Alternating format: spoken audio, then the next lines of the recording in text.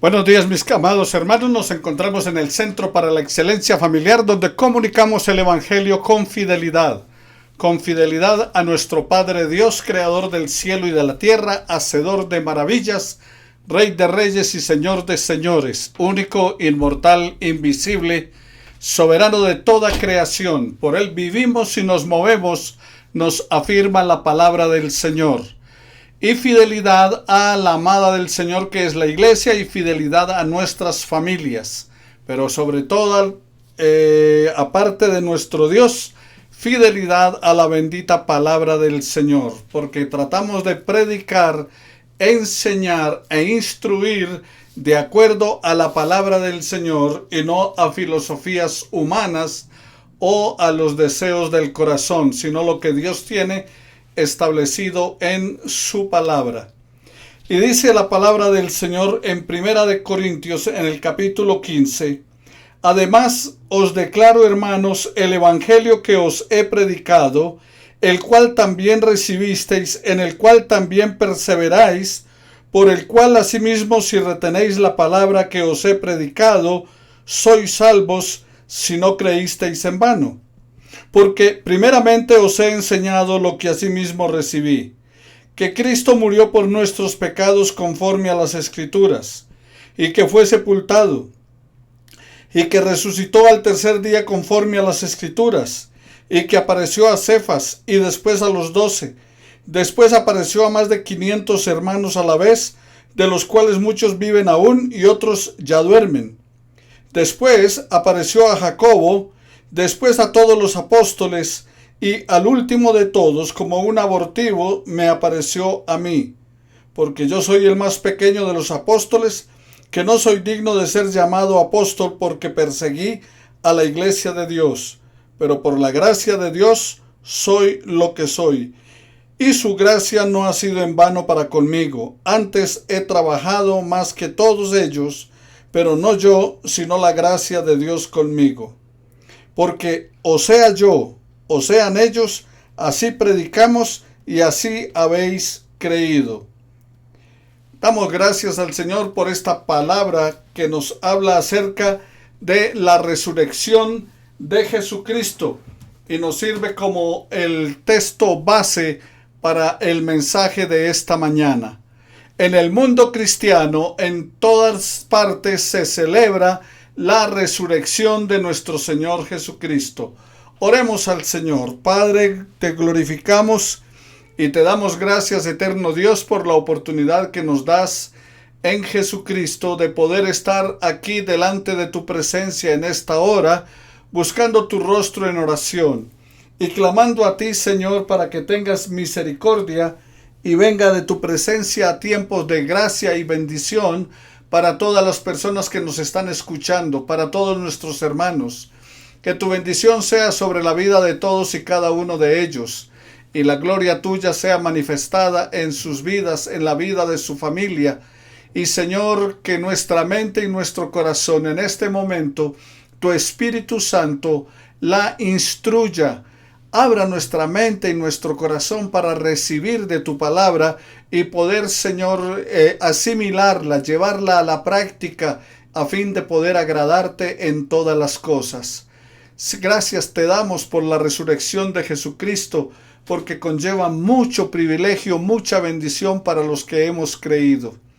Quédate con nosotros, amado Padre, guiándonos conforme a tu misericordia, y extiende tu mano sanadora y divina sobre nuestros hermanos enfermos, porque por tus llagas, por las llagas de tu Hijo Jesús, hemos sido todos sanados.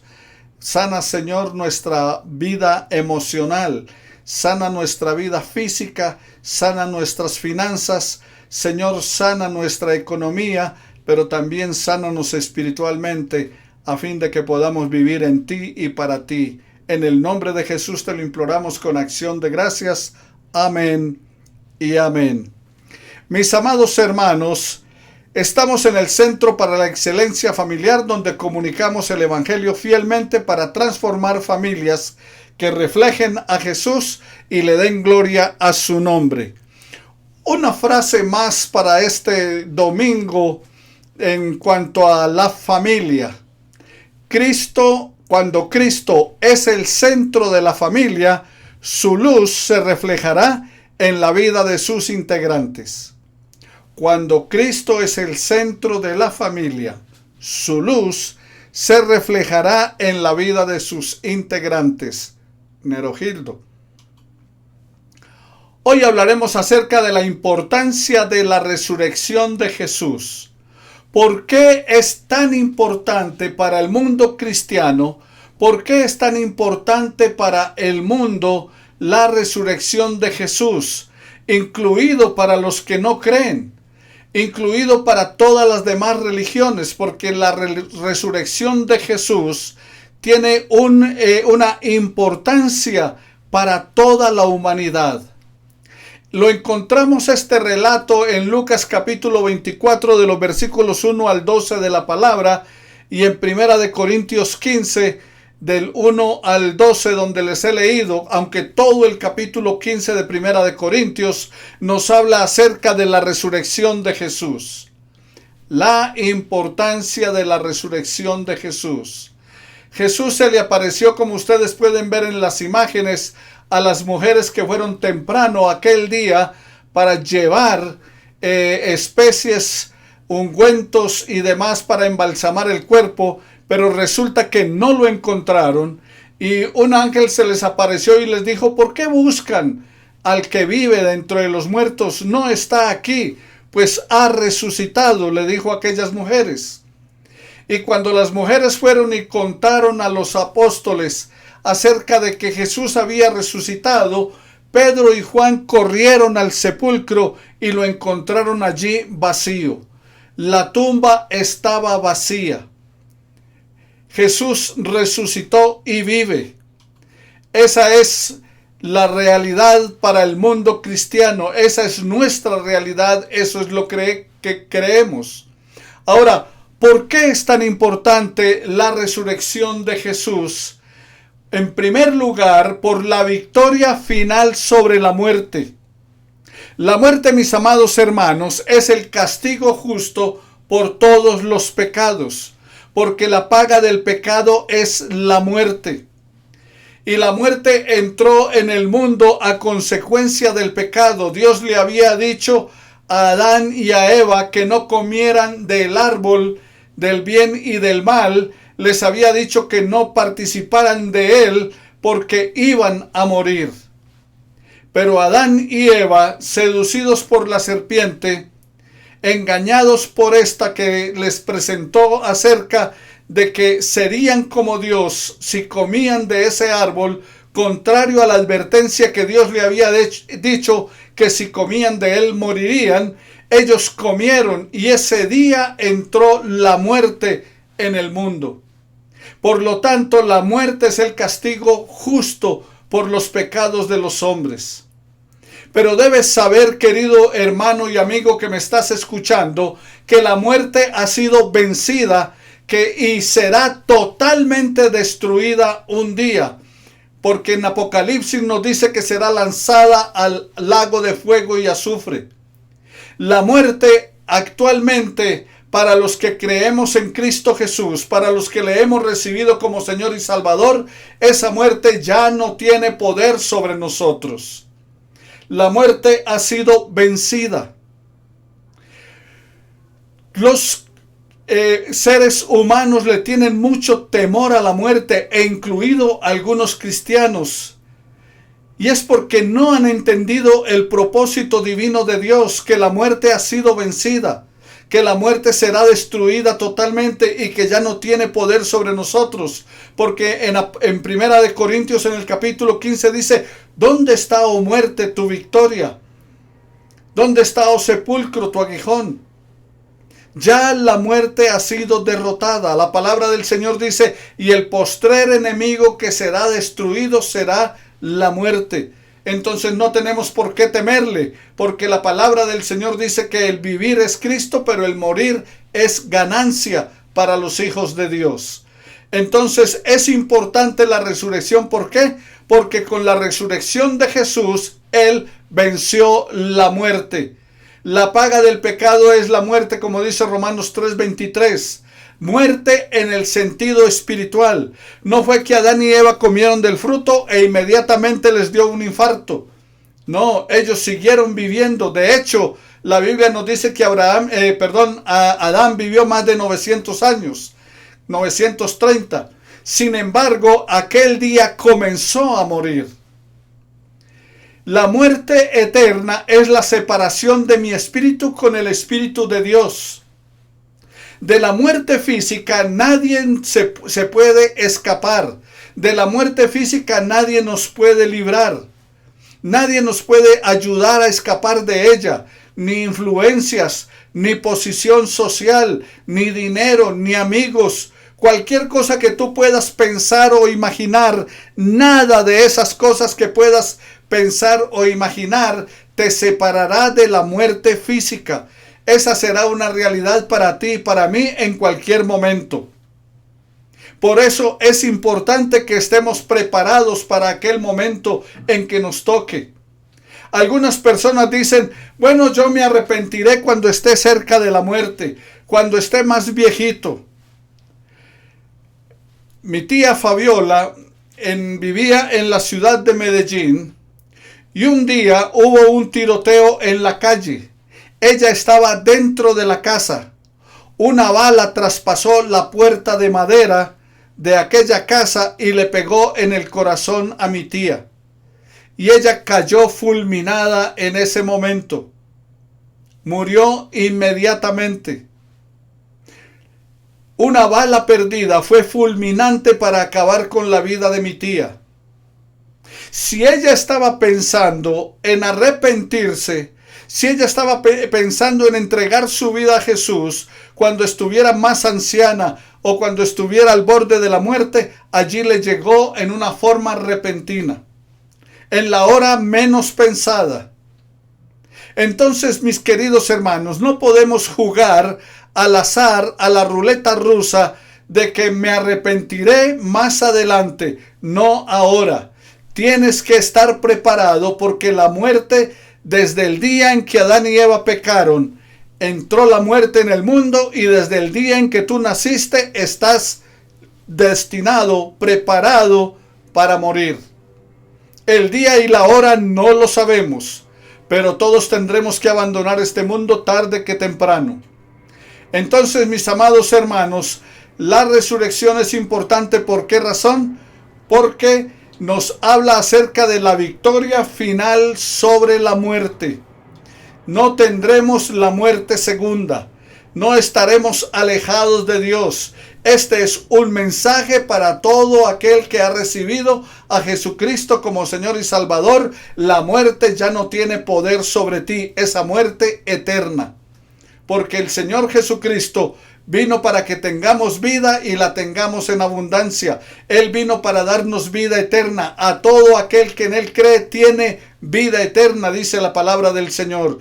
Y si usted que me está escuchando todavía no ha recibido a Jesucristo como Señor y Salvador, este es un día aceptable. Este es el día de salvación. Aprovecha la oportunidad que Dios te está dando aún. Pero en segundo lugar, la resurrección es importante. ¿Por qué razón? Porque nos justifica delante de Dios. ¿Qué es la justificación? El apóstol Pablo en Gálatas 2:15 dice que nosotros los judíos de nacimiento y no pecadores de entre los gentiles, o sea que los judíos eran receptores del pacto de Dios, eran los herederos de las promesas, los llamados a ser santos, el pueblo elegido por Dios.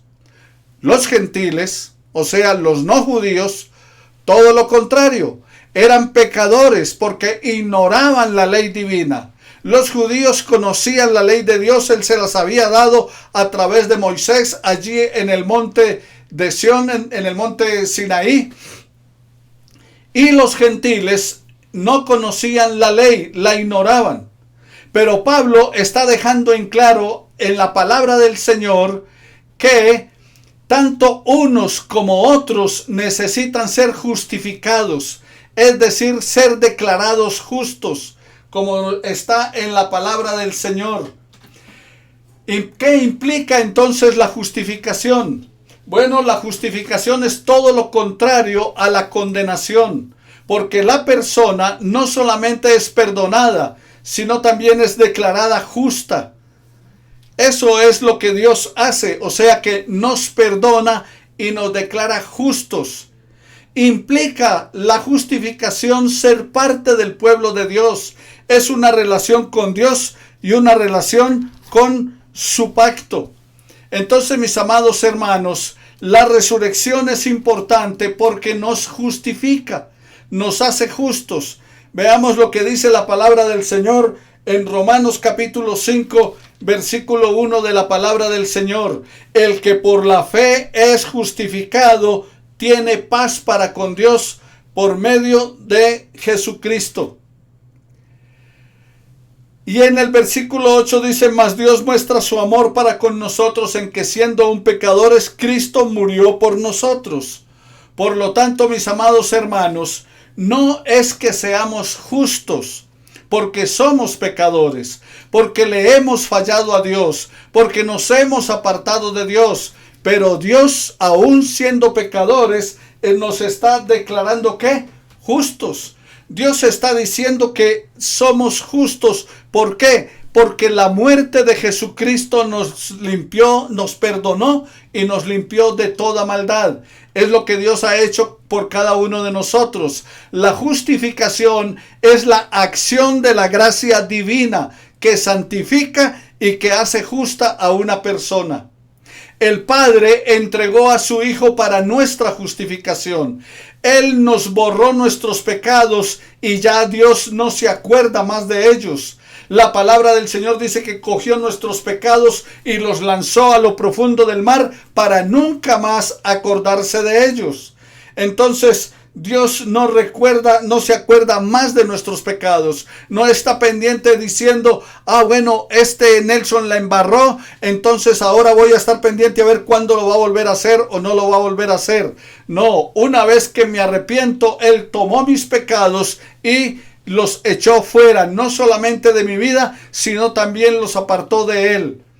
El pecado nos apartó de Dios, pero Jesús es el eterno Dios hecho hombre. Jesús, el Hijo de Dios, nos abrió un camino nuevo y por eso podemos hablar con Dios, usted y yo. Por eso podemos entrar directamente con el Padre, entrar en una plena comunión con Él. Filipenses capítulo 1, versículo 6 de la palabra del Señor dice, el que comenzó en vosotros la obra, la perfeccionará hasta el día de Jesucristo. Entonces puedes ver allí el proceso de la justificación. En el pasado, ¿qué teníamos? En el pasado teníamos la pena del pecado. Porque la paga del pecado es la muerte, y por cuanto todos pecaron, están destituidos de la gloria de Dios. Romanos 3:23 y Eclesiastés 7:20 dice que no hay una persona justa sobre la tierra que haga el bien y que nunca peque. Entonces, por causa del pecado, nosotros teníamos la pena sobre nosotros, la culpabilidad, el castigo de nosotros por causa del pecado estaba allí a la puerta. En cualquier momento podría darse. Pero el Señor, ¿qué hizo? Nos justificó. Entonces, para quitar la pena del pecado, Él nos justificó. Pero entonces ahora en el presente, como dice Filipenses 1:6, el que comenzó en nosotros la obra pasado, la perfeccionará presente. Y allí tiene que ver con la santificación. Es lo que está haciendo la palabra del Señor. La palabra de Dios nos santifica, dice el Señor Jesús en Juan 17, orando por nosotros, dice, santifícalos en tu palabra es verdad. Él habla con el Padre y le dice al Padre que nos santifique a ustedes y a mí con su palabra, con el poder de la palabra. Y el Espíritu Santo comienza a hacer la obra de regeneración en nuestra vida. Nos santifica, nos purifica para poder llegar a la presencia de Dios. Ese es el poder de Dios manifestado en tu vida y en mi vida. Entonces nos libró ¿de qué? De la pena del pecado. En el presente nos libra del poder del pecado.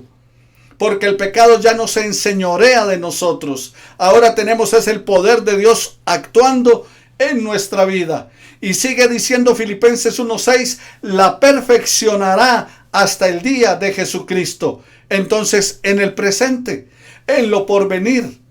¿Y qué vamos a tener? Su presencia. Glorificación total, nos dará cuerpos glorificados. Si Cristo resucitó, Él nos resucitará también a nosotros.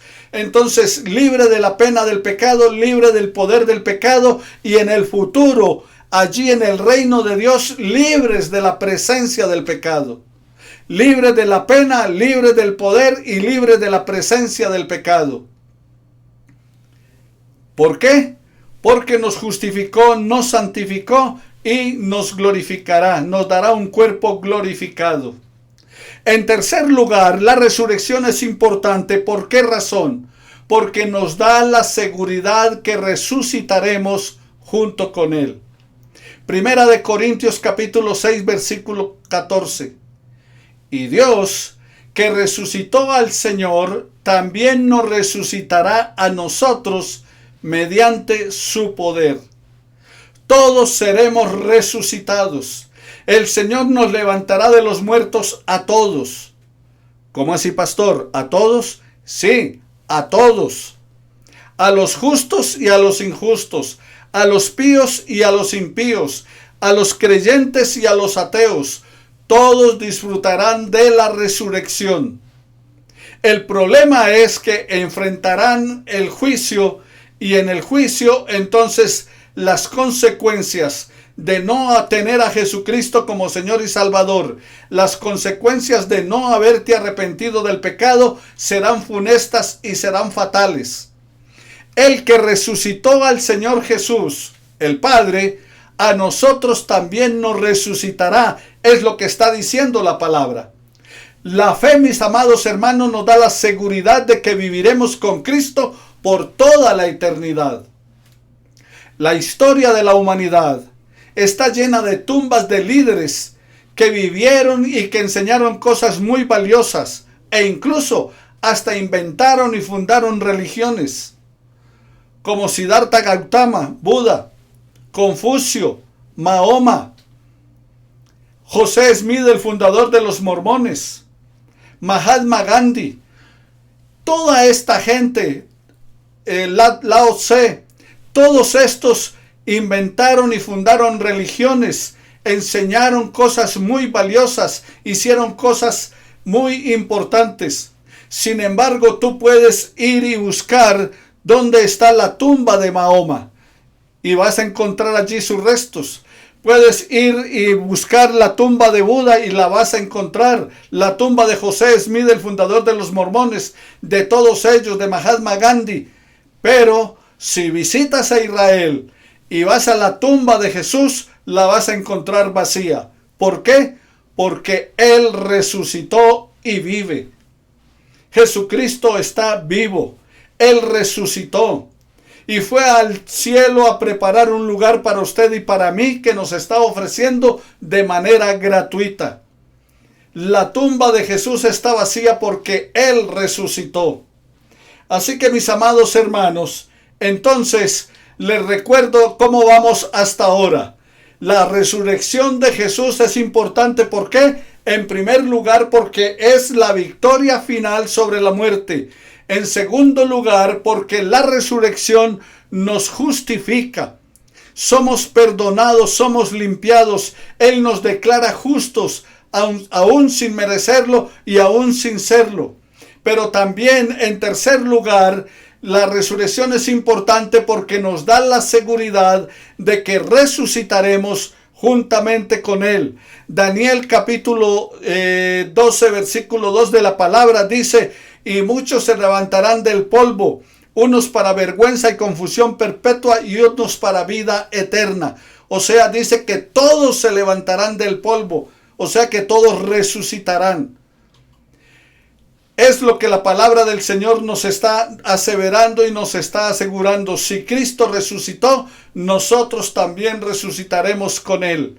El que levantó a Jesús de entre los muertos, el Padre eterno, el creador del cielo y de la tierra, también te levantará a ti y me levantará a mí si crees en Jesucristo. Jesucristo dijo: yo soy la resurrección y la vida.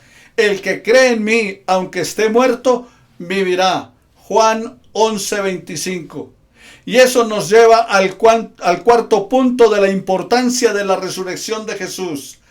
La resurrección de Jesús da veracidad a las Escrituras de una manera contundente, de una manera clara. Eso es lo que hace la resurrección de Jesús.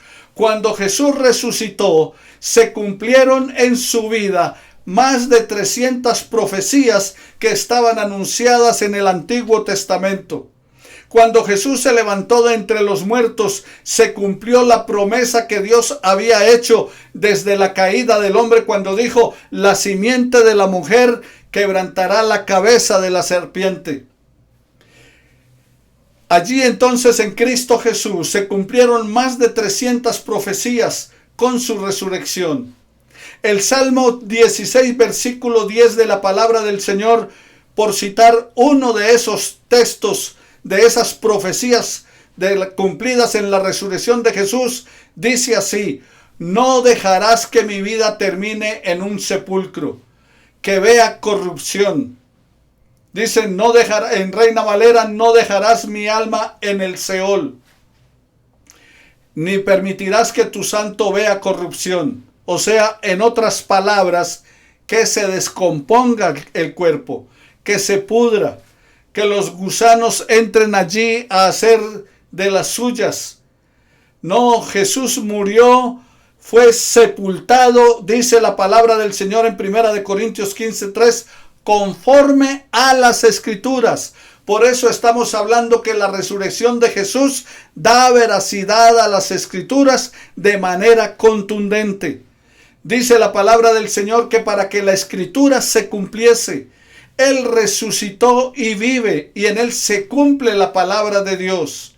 Y entonces allí el Salmo está diciendo: no dejarás que mi vida termine en un sepulcro, que vea corrupción, que se descomponga, que se pudra. No, porque al tercer día Dios le levantó de entre los muertos. Y en quinto lugar, mi amado hermano, la resurrección nos asegura que nada es en vano. Nada es en vano. Eso nos asegura la resurrección. ¿Por qué estamos hablando acerca de esto? Porque cuando vamos a 1 Corintios, en el capítulo 15 de la palabra del Señor, 1 Corintios 15, mira lo que la palabra del Señor está diciendo el apóstol Pablo, argumentando sobre la resurrección de Jesús. Y entonces dice, versículo 12 en adelante de 1 Corintios 15: pero si se predica de Cristo que resucitó de los muertos, ¿cómo dicen algunos entre vosotros que no hay resurrección de muertos? Porque si no hay resurrección de muertos, tampoco Cristo resucitó. Y si Cristo no resucitó, vana es entonces nuestra predicación, vana es también vuestra fe. Y todos somos hallados falsos testigos de Dios, porque hemos testificado de Dios que Él resucitó a Cristo, al cual no resucitó, si en verdad los muertos no resucitan. Tampoco Cristo entonces resucitó. Y si Cristo no resucitó, vana es vuestra fe. Aún estáis en vuestros pecados. Entonces también los que durmieron en Cristo perecieron. Si en esta vida solamente esperamos en Cristo, somos los más dignos de conmiseración de todos los hombres. Entonces, la resurrección de Jesucristo nos asegura que nada es vano, como lo está planteando allí el apóstol Pablo. Vano gira en torno a las ideas de vacuidad, inutilidad, de algo que no tiene propósito, que no tiene un fin determinado. La palabra hebrea, Havel, que en concreto significa vapor o aliento, pero en sentido figurado es envanecente y sin propósito. Salmo 94:1 dice: el Señor conoce los pensamientos humanos y sabe que son inútiles. Pero también vano además significa actuar sin sentido, hacerse vano. Jeremías capítulo 2 versículo 5 y Job 27:12. Pero también hay otra palabra hebrea, innan, y significa lo que no cuesta nada, lo que no tiene propósito, lo que es hecho sin causa. Salmo 35 versículo 19. Y encontramos otra palabra para vano en el hebreo, shah, lo que no tiene buen propósito. Eso significa, y es Éxodo capítulo 20 versículo 7. O algo que ha sido hecho en vano, o sea, que algo que se ha hecho en vano, que no sirvió. Jeremías 4:30. También significa hablar vacío. Job 35:13. Pero también un carácter inservible. Jeremías 9:4. Todo eso es lo que significa vano, o sea, que no tiene un buen propósito, que ha sido hecho en vano, hablar vacío, carácter inservible. Y también está la palabra rigam, y tiene que ver con esfuerzo que no tiene efecto ni tiene éxito. Salmo 7:5. También el hebreo tohu significa sin forma, o sea, vano es sin forma, como está en Génesis 1:2, que dice que la tierra estaba desordenada y vacía, o sea, un espacio de vaciedad. Job 26:7. Algo que es irreal, que no sirve. Primera de Samuel 12:21. Entonces, mis amados hermanos, Pablo está diciendo que si Cristo no resucitó, nuestra fe es vana. Y Pablo está argumentando contra los saduceos, que no creían en la resurrección, y contra el gnosticismo de su época, que tampoco creían en la resurrección. El gnosticismo incluso decía que Cristo no murió, sino que pareció que murió. Primera de Corintios capítulo 15 versículos 13 al 18. Y esta falsa doctrina se coló en la iglesia. Algunos cristianos, el apóstol Pablo dice, ¿cómo es que algunos cristianos dicen que no hay resurrección? Y eso también está ocurriendo en el día de hoy. Hay mucha gente que no cree en la resurrección. Entonces el apóstol Pablo les dice, bueno, si no hay resurrección, si Cristo no resucitó, mi predicación no sirve para nada. Mi fe es inútil. Somos falsos testigos. Y tampoco nosotros tendremos entonces resurrección.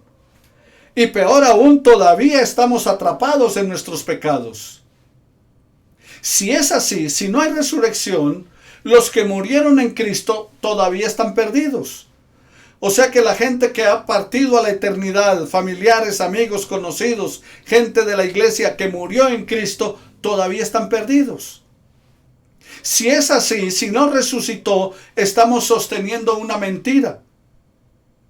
Al igual que los que vivimos, no tendremos ninguna esperanza. Por eso los filósofos griegos decían, comamos y bebamos que mañana moriremos. Los apóstoles, mis hermanos, se fueron a un aposento donde se fueron a llorar y a lamentar la muerte de Jesús. Pero la palabra de Dios está diciendo que sí, Adán nos transmitió la naturaleza pecaminosa y por causa de él entró la muerte. Pero en Cristo está la resurrección y la vida. Él nos trajo vida, vida eterna y vida en abundancia. Primera de Corintios 15, 21 al 23 de la palabra del Señor. Entonces, eso es lo que usted y yo tenemos en la palabra del Señor. Continuaremos el próximo domingo hablando acerca de la importancia de la resurrección en la segunda parte. Pero por ahora recuerda, mi amado hermano, que Cristo resucitó y eso nos asegura que nada es vano. Que la resurrección de Jesús da veracidad a las Escrituras de manera contundente. Que la resurrección nos da seguridad de que resucitaremos junto con Él. Que la resurrección nos justifica y que la resurrección es la victoria final sobre la muerte. No solamente la de Jesús, sino también la nuestra. Victoria en Cristo Jesús. Él nos lleva de triunfo en triunfo. ¿Pero a quién? a todos los que creyeron en él, a los que le recibieron, les dio potestad y derecho de tener la vida eterna. Padre, ayúdanos a entender la importancia de la resurrección y ponerla en práctica día tras día. Y glorificamos tu nombre por ello en Cristo Jesús nuestro Señor. Amén y amén. Mis amados hermanos, vamos hoy a tener la cena del Señor como cada primer domingo del mes. La cena del Señor, antes de participar de ella, quiero recordarles 3 aspectos que tiene la cena del Señor. Lo que significa la cena del Señor. La cena es un recordatorio. Es un recordatorio de lo que Jesús hizo por nosotros en el pasado. Él llevó en su cuerpo el castigo de nuestros pecados en la cruz. Su cuerpo fue despedazado, destrozado, herido por nuestras transgresiones y molido por nuestros pecados, y el castigo de nuestra paz fue sobre él, y por sus llagas fuimos nosotros curados. Isaías capítulo 53. Entonces, al participar de la cena del Señor, estás recordando lo que Jesús hizo por nosotros en el pasado al entregar su cuerpo. Pero en segundo lugar, es el recordatorio de la relación que tenemos con Jesús, con el Padre a través de Jesús, pero también con los que no han creído. Con los que han creído, o sea, el recordatorio, estamos recordando los que hemos creído que tenemos comunión con el Padre a través de Jesús. Que tenemos también comunión con la iglesia, o sea, entre nosotros, entre ustedes que me están escuchando, que son de la iglesia, el Centro para la Excelencia Familiar, o los que me están escuchando, que han entregado su vida a Jesucristo como Señor y Salvador. La comunión es entre nosotros, es la comunión de los santos, es la comunión con todos los que hemos sido lavados por la sangre del Cordero. Cuando Él levanta la copa y dice: esta es la copa del nuevo pacto en mi sangre. Hemos sido lavados en la sangre del Cordero. Y Jesús dijo: el pan que partimos no es la comunión. Lucas 22:20. El nuevo pacto. Todo fue por el sacrificio de Jesús, lo que Él hizo por nosotros, para que no te olvides lo que Cristo hizo. Tenemos la tendencia de olvidar las cosas, tenemos la tendencia de abandonar las cosas, de no volverlas a recordar, pero la cena del Señor tiene como propósito hacernos recordar, es un recordatorio de lo que tenemos, la comunión con Dios y la comunión entre nosotros los hijos de Dios. Y en tercer y último lugar, es un recordatorio del futuro que nos espera. Todas las veces que comieres este pan o bebieres esta copa, la muerte del Señor Jesús anunciáis hasta que Él venga. Entonces es un recordatorio del futuro que nos espera. Mateo 26:29. Cenar con Cristo en la resurrección de los justos, como está allí en Apocalipsis en el capítulo 5, cuando dice que el Cordero fue digno de tomar el libro y se vio allí el Cordero inmolado. O sea, el Cordero es digno porque fue ¿qué? Inmolado, entregado por ustedes y por mí. Ahora, ¿cómo celebrar la cena del Señor? Bueno, Primera de Corintios capítulo 11 versículo 27 nos dice acerca de el peligro de comer indignamente la cena del Señor. ¿Y qué es comer indignamente? Es con pecado en el corazón. Un pecado oculto, mi amado hermano, no deja de ser pecado. Entonces, ¿cómo celebrar la cena del Señor? Arrepiéntete. Porque comer indignamente es comer con pecado en el corazón. Y dice la palabra del Señor: examínese cada uno a sí mismo y pruébese. Examínate cómo están tus relaciones con Dios, con tu familia, con los demás. Un pecado no confesado es un pecado acumulado. Entonces, examínate. Toma la cena del Señor, porque tomar la cena del Señor sin discernir, ¿y qué es eso de sin discernir? Es sin considerar a los hermanos. ¿Pero qué te dice el diablo? No tomes de la copa indignamente. En otras palabras, en realidad lo que te está diciendo es, quédate mejor con tu pecado. Cuando no participas de la cena, si ahora no participas de la cena porque hay algún pecado en tu vida, entonces, y te quedas con él y entonces más bien no participo porque tengo un pecado, eso es lo que quiere el diablo, que te quedes con tu pecado. Te está diciendo, quédate mejor con tu pecado.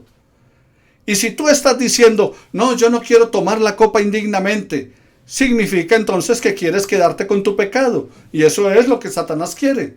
Y lo que debemos hacer es que confesar nuestros pecados, porque si confesamos nuestro pecado, Él, Jesucristo, es fiel y justo para perdonar nuestro pecado y limpiarnos de toda maldad. Entonces, mi amado hermano, no dejes de participar de la cena del Señor solo por quedarte guardando tu pecado.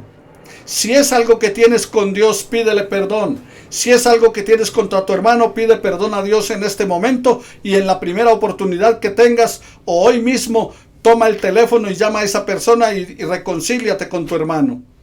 Oremos al Señor. Nuestro buen Dios y Padre Celestial, te pedimos en el nombre de Jesús que examines nuestra vida, que mires en lo profundo de nuestro ser y que veas si en nosotros hay algo oculto, hay algún pecado que no confesado, algún pecado que está oculto allí, que hemos guardado. Pero en este momento te pedimos en el nombre de Jesús que nos limpies de toda maldad. Creemos que Jesucristo murió en la cruz. Su cuerpo fue lastimado, fue herido por nosotros y su sangre derramada para limpiarnos de todo pecado. Gracias, eterno Padre, por el sacrificio de Jesús. Te pido perdón por mis pecados.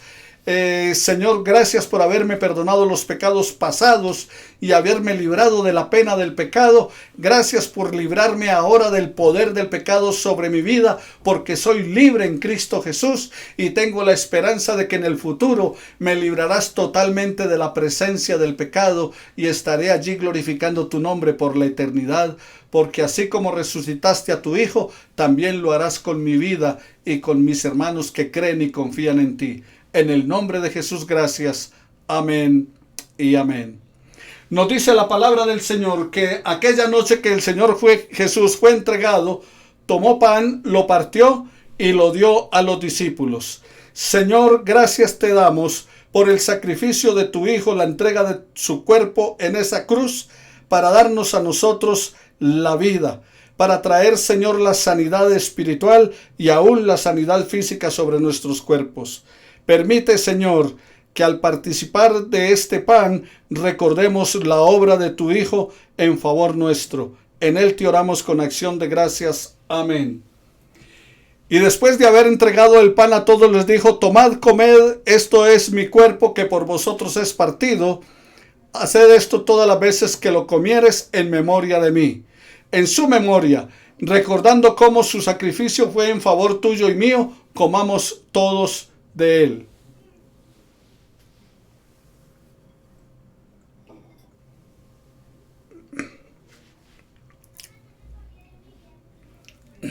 Y también nos dice la palabra del Señor que después de haber cenado, tomó la copa y dijo, esta es la copa del nuevo pacto en mi sangre. Nuevo pacto, nueva alianza con Dios. Tenemos comunión con el Padre y con su Hijo Jesucristo. Eso es lo que Dios tiene con cada uno de nosotros por la sangre del Cordero. Y nada es purificado sin sangre, y sin sangre no hay remisión de pecados. En su memoria, porque su sangre fue derramada por nosotros en la cruz, bebamos todos la copa recordando el sacrificio de Jesús en tu favor y en mi favor.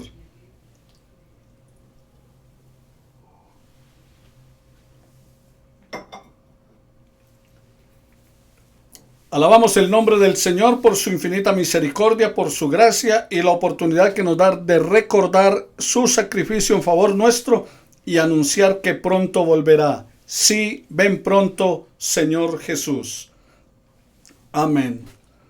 Coloca tu mano sobre la persona que está a tu lado y dile, el Señor te bendiga y te guarde. El Señor alce sobre ti sus ojos El Señor haga resplandecer su rostro sobre ti. El Señor tenga de ti misericordia y Él ponga mucha paz en tu corazón.